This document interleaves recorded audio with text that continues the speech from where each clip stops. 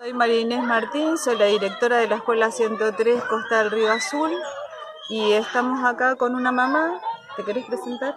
Sí, hola, yo soy Romina Giorgi, mamá de una alumna de cuarto grado. Bueno, acá lo que venimos como a expresar es nuestra preocupación porque el Ministerio de Educación de la provincia de Río Negro ha decidido en forma unánime, digamos, no unánime, sino sin ninguna consulta, cambiarnos el calendario escolar para el año 2019 y, según lo que dice la resolución, con una evaluación a fin de año a ver si continuamos con el calendario marzo-noviembre o si volvemos a nuestro calendario original febrero-diciembre. Esto es importante que tengamos en cuenta lo que significa el cambio de calendario, ya que el periodo en el que nosotros trabajamos tradicionalmente desde el año 2000 es desde febrero hasta diciembre, con un receso invernal extendido. En los últimos 4 años tenemos el registro concreto de que el receso invernal extendido se nos ha hecho bastante corto, digamos, en vez de poder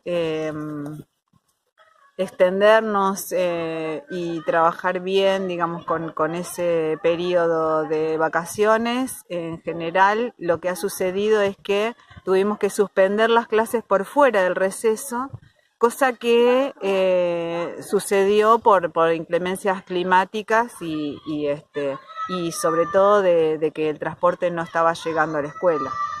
Esto tenemos el registro de los últimos 4 años y sabemos que este año también el pronóstico es parecido a los años anteriores, así que pensamos que nos sigue sirviendo ese receso invernal extendido, que incluso habría que extenderlo un poco más. Sin embargo, el Ministerio adopta la decisión de plantear y decidir por nosotros un calendario con un receso menor, digamos de 2 semanas en el mes de julio, que es el que corresponde al periodo marzo-noviembre. Y esto, bueno, ya estamos viendo que nos genera bastantes dificultades. Podemos empezar por contar por qué sucedió esto en este año, porque en verdad tuvo que ver, está relacionado con el segundo tema que nosotros queríamos conversar, que es el tema de las obras de refacción en el edificio escolar. Pero bueno, mientras tanto le doy la palabra a Romina para que hables un poquito también del periodo escolar. Sí, realmente estamos muy preocupados. No sabemos cómo tomarlo porque nos parece increíble esta decisión de la ministra, sabiendo o no, pero ni siquiera consulta, que es imposible llegar en invierno acá. Hay chicos que viven muy lejos, algunos podemos acercarlos con los autos a los micros, otros no pueden ni siquiera pasar la pasarela que cruza el río para llegar hasta el colectivo inclusive. Y más allá de eso, más todavía, el colectivo no llega. O sea, hay cuestiones obvias que no podemos entender cómo esta señora toma estas decisiones. Nosotros realmente tomamos carta en el asunto porque no lo vamos a dejar pasar. No queremos que esta escuela sea denominada urbana cuando en realidad hay cosas obvias que muestran la geografía, ya simplemente con eso, que esta es una zona rural. Entonces, ¿qué está pasando? ¿Qué tenemos que pensar? ¿Que están queriendo urbanizar la zona de Mallín Ahogado con el asfalto, con este cambio de calendario en la escuela? Realmente, por más que se haga, no, los chicos no pueden llegar al colegio. Los chicos no pueden, no es un capricho, es una realidad. Entonces, realmente estamos muy preocupados y lo estamos visibilizando porque esto se tiene que saber. No lo podemos dejar pasar. Bueno, un poco quería hacer la historia de esta resolución, es la resolución 1313, que tiene fecha 13 de febrero del 2019 y nos llega después de una reunión que se hace en la escuela con las familias para el inicio del ciclo lectivo, que hubiera tenido que ser el 11 de febrero de 2019.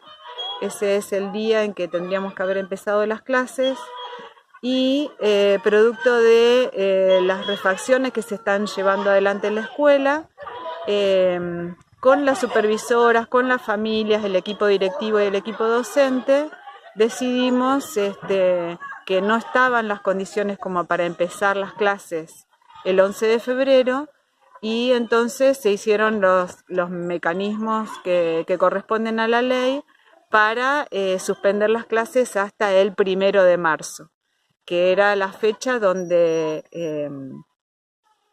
supuestamente la empresa tenía que terminar con los arreglos de la escuela. Bueno, después de esa reunión donde nos reunimos con las supervisoras y las familias y el equipo docente, lo que sucedió fue que digamos, se pusieron en acción los mecanismos que establece la resolución 3310 del año pasado, donde la supervisión y el equipo directivo tiene la facultad de suspender las clases en una escuela por razones fundadas y recibimos la resolución de cambio de periodo. Digamos, nosotros con el equipo supervisivo estábamos trabajando en el plan de contingencia. Esto significa de cómo se iban a recuperar los contenidos y los trabajos, digamos, que correspondían a esos días en que no iba a haber clases. Mandamos toda la documentación al Ministerio de Educación y paralelamente no se reúne el Consejo porque no es una resolución firmada por todo el Consejo, sino por la ministra Silva. Recibimos la resolución donde directamente nos cambian el periodo escolar. Esto es bastante lamentable para la escuela, para el funcionamiento de la escuela y sobre todo porque no hubo un rechazo al plan de contingencia que habíamos preparado con el equipo docente, sino un ninguneo por parte de las autoridades de el trabajo que estamos haciendo en el territorio, digamos, las personas que conocemos lo que está sucediendo en este lugar y que habíamos trabajado para hacer un planteo, una propuesta adecuada a la situación y adecuada también a la situación de la comunidad y la cuestión geográfica y climática. Es por eso que nos dejan al equipo docente sin las herramientas como para trabajar pedagógicamente el tema de los días perdidos, que no son solamente del 2019, sino que también durante el 2018 tuvimos que suspender las clases 3 semanas antes de que termine el ciclo lectivo y también fue presentado un plan de contingencia que fue autorizado en su momento y puesto en marcha y finalizado y evaluado. Y este año, bueno, sucede esto, que al presentar toda esa documentación nos encontramos con que el Ministerio ya había decidido que la escuela pasará a ser marzo-noviembre, o sea que su inicio escolar sería con las escuelas del pueblo, en un primer momento el 6 de marzo, y después se suspendió ese inicio para el 11 de marzo, y sin tomar en cuenta nuestro plan de contingencia, digamos, que sería lo que se trabajaría para poder adelantar, digamos, con algunas cuestiones, reuniones con las familias, para los chicos y las chicas de primer grado, de jardín, y algunas entrevistas que fuimos adelantando en el periodo, digamos, previo al inicio de las clases. Y bueno, estamos sin esa herramienta que para nosotros es fundamental porque tiene en cuenta, digamos, las variables que nosotros conocemos que suceden en este lugar y en la comunidad, como para aprovechar los días en que los chicos y las chicas sí están en clase, efectivamente, y que ahora mismo los estamos trabajando. ¿Qué pasa con, digamos, cómo termina la cuestión de que el ministerio pase, digamos, el problema hacia el invierno? Claro, Se, hacia la se comunidad. soluciona, digamos, van a poder darse la cantidad de días de clase previstos. Si nos remontamos al año pasado, nevó el 11 de junio. Los chicos ya el 11 de junio no pudieron venir a la escuela. Si nos remontamos al año anterior, nevó el 15 de junio. Entonces, es una cuestión lógica, es una cuestión de que no hay que resolverlo atrás de un escritorio. Es una cuestión donde las autoridades del gobierno mínimamente tienen que venir a la escuela, como nos pasó con el transporte. Menos de 3 kilómetros no corresponde el transporte. Que vengan la gente del gobierno a caminar 3 kilómetros a las 7 de la mañana, 7:30 de la mañana. Hay cosas que son obvias y pareciera que esta gente que está en esa función no está capacitada para darse cuenta. Entonces, ¿qué estamos permitiendo? Acá estamos hablando de cosas concretas, de cosas obvias, que no las estamos inventando. Entonces lo que estamos pidiendo es un poco más de coherencia en las decisiones y un poco más de presencia también. Con respecto a las obras, ¿se solucionaron, digamos, las cuestiones que habían sido solicitadas por las familias en este amparo? Eso por ahí quería hacer también la historia de las obras, de las refacciones que se están llevando adelante en la escuela, porque bueno, esto está impulsado por un amparo que se hizo en el 2014 por parte de la comunidad educativa, que tuvo un seguimiento también del sindicato docente en todo lo que fueron las instancias posteriores, y que tuvo una resolución en el año 2016 donde se le dio digamos, la razón a lo que estaban reclamando las familias. Desde el año 2016 entonces está en ejecución el amparo, y bueno, en una primera etapa, digamos, en ese momento el juez, la jueza dio un plazo al Ministerio de Educación para realizar las obras en las que se veía que había un riesgo, digamos, para la comunidad, para los alumnos, las alumnas y para el equipo docente que estamos trabajando en este lugar. Se le dio un plazo de 80 días para cumplir con una serie de requisitos, digamos, que hacen a una ley nacional que hay sobre habitabilidad de los edificios públicos. Por supuesto que ese plazo no se cumplió y al inicio del 2018 se presenta la jueza en el establecimiento escolar para hacer una revisión ocular de lo que efectivamente se había hecho y lo que no. En ese momento, de lo que estaba planteado, se había hecho creo que el 10%, que sería la parte de los drenajes de los baños, y que se había comprobado que estaban contaminando el arroyo.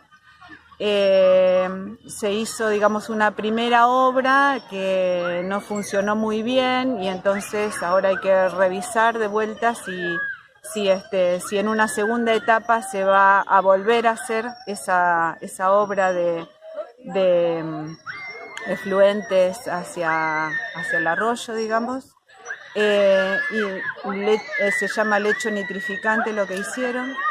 Y bueno, se comprobó y se trabajó con el sindicato y con la parte, digamos, demandada, cuáles iban a ser las acciones para el 2018. En mayo del 2018 se hizo la apertura de sobres porque digamos, se desarrolló un proceso de licitación para esas obras que estaban en el amparo. Se hizo una apertura de sobres en mayo y en octubre empezó la empresa a trabajar después de algunos problemas que hubo burocráticos, administrativos. Empezó a trabajar efectivamente en octubre del año pasado.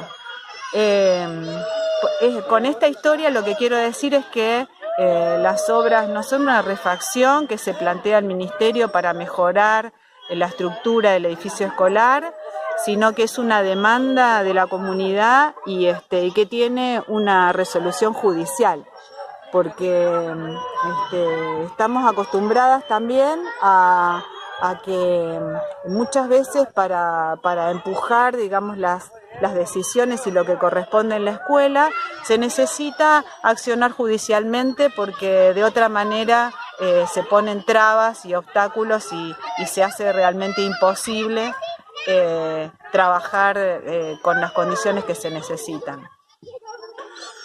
¿Cómo comenzaron finalmente las clases? ¿En qué condiciones? Bueno, empezamos las clases sin tener todavía el final de obra por parte de la empresa, digamos lo que significa recibir por parte del Ministerio las obras terminadas. Creemos que se han salvado algunas cuestiones importantes en cuanto a la seguridad. Empezamos el 11 de marzo, digamos, tendríamos que haber empezado el 11 de febrero, empezamos el 11 de marzo. El 11 de febrero realmente no estaban las condiciones como para empezar las clases. En este momento la cocina, que es un punto, digamos, crítico en la obra de refacción, ya está prácticamente terminada, aunque no terminada del todo. El baño para personas con discapacidad también está terminado, pero bueno, falta el final de obra, digamos, que es como la verificación de que las obras que se hicieron están en correcto funcionamiento y estado, y la certificación del ingeniero que corresponde del Ministerio de Educación. Digamos, ninguna de nosotras es ingeniera ni arquitecta, entonces yo puedo dar mi opinión, pero no es vinculante, porque realmente no tengo esa función en la escuela, mi función es pedagógica. Yo quiero destacar la gran labor, porque si las clases empezaron sin el final de obra firmado, como corresponde, yo lo que quiero destacar es la gran labor del equipo directivo, del equipo docente, de los porteros y las porteras de la escuela y de las familias, porque si no fuera por este acompañamiento que tenemos en esta comunidad de la Escuela 103, los chicos en este momento estarían sin clases, porque la escuela no está en condiciones óptimas para los niños. Entonces yo quiero destacar eso, que es muy positivo. ¿Qué van a hacer con este no final de obra, con todas estas cosas desde las familias? Y desde las familias estamos esperando, estamos sosteniendo. Todavía no tenemos muy en claro, no tomamos decisiones en cuanto a eso, pero en el mientras tanto, por eso quería destacar esta gran labor de la comunidad de la Escuela 103, porque más allá de todo, las clases están, los niños están viniendo, las porteras y los porteros se las arreglan de la forma que pueden para darles la comida, para darles el desayuno, el almuerzo. Pero eso tenemos que terminar de definirlo, qué decisión tomar. Bueno, también por parte del equipo docente valorar, como dijo Romina, todo el acompañamiento que está haciendo la comunidad, la fuerza que hace permanentemente la comunidad para sostener y respaldar las acciones de la escuela, las acciones educativas y nuestro proyecto educativo, que tienen que ver con una identidad campesina, con una identidad rural, y que está en nuestro proyecto educativo institucional, y que, digamos, como eje tiene, además del perfil agropecuario, el eje de inclusión y también la educación sexual integral, que en estos días es importante también que la sigamos valorando, porque es como un eje articulador de nuestro trabajo. Así que nosotros reafirmamos la escuela pública, una escuela que tiene que estar garantizada por el Estado, y donde tienen que tener lugar todos los chicos y las chicas de la comunidad que quieran venir y trabajar con esta identidad que la eligen las familias. Gracias. Gracias.